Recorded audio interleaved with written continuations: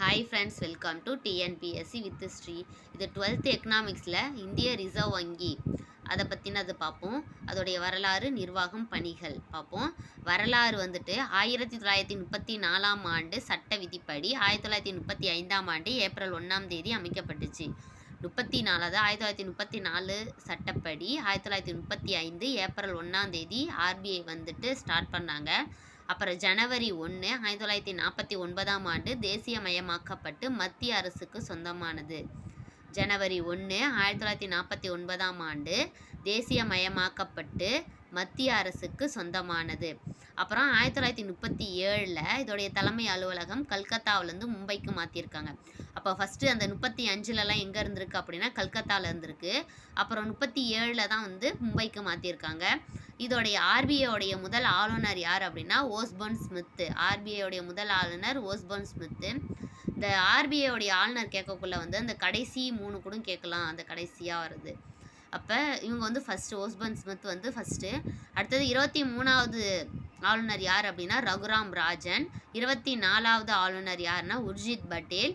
அடுத்தது 25வது ஆளுநர் யார், ஆர்பிஐயோடைய 25வது ஆளுநர், அதாவது இப்போது நவ்வாக இருக்கிறது யார் அப்படின்னா சக்தி காந்த தாஸ். டிசம்பர் 12 2018 நியமிச்சிருக்காங்க. இப்போ வரைக்கும் அவர் தான் இருக்கார். சக்தி காந்த தாஸ் டிசம்பர் 12 2018 வந்து நியமிச்சிருக்காங்க ஆர்பிஐயோடைய ஆளுநர். இப்போ இதோடைய நிர்வாகம் எப்படின்னா மைய வங்கி மற்ற இந்திய வங்கிகளினுடைய நெறியாளர், மைய வங்கி மற்ற இந்திய வங்கிகளின் நெறியாளர், கடைசி நிலை கடன் ஈவோன் அப்படின்னு சொல்லுவாங்க. கடைசி நிலை கடன் ஈவோன். ஆளுநர், இதில் யாராக இருப்பாங்கன்னா ஆளுநர், 4 துணை ஆளுநர்கள் மற்றும் மைய அரசால் நியமிக்கப்படும் மைய நிர்வாக குழு உறுப்பினர்கள். மைய அரசால் நியமிக்கப்படும் மைய நிர்வாக குழு உறுப்பினர்கள்.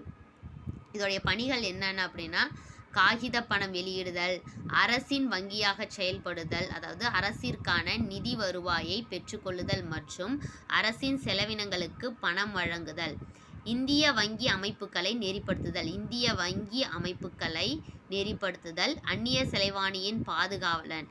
யார் அந்நிய செலவாணியின் பாதுகாவலன் அப்படின்னா ஆர்பிஐ தான். கடன் அளிப்பை நெறிப்படுத்துதல், கடன் அளிப்பை நெறிப்படுத்துதல். அப்போ ஆர்பிஐயோடைய முக்கியமான இம்பார்ட்டன்ட் என்ன, அது 3 வருஷம் அப்படின்னா 1934 சட்டப்படி ஏப்ரல் 1 1935 வந்து அமைச்சிருக்காங்க.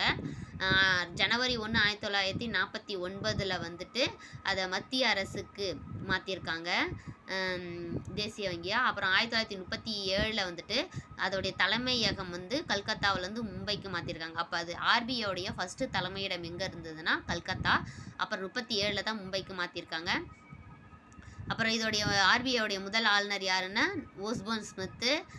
இப்போ 25வது ஆளுநர் சக்திகாந்த தாஸ். எத்தனாவது ஆளுநர்னா 25வது ஆளுநர். இப்போ கடைசியாக அவர் தான் இருந்துகிட்ருக்காரு. Thank you friends. மேலும் வீடியோஸ் பார்க்க டிஎன்பிஎஸ்சி வித் ஸ்ரீ சேனலை சப்ஸ்கிரைப் பண்ணுங்கள். தேங்க்யூ. லைக் பண்ணுங்கள், சப்போர்ட் பண்ணுங்கள்.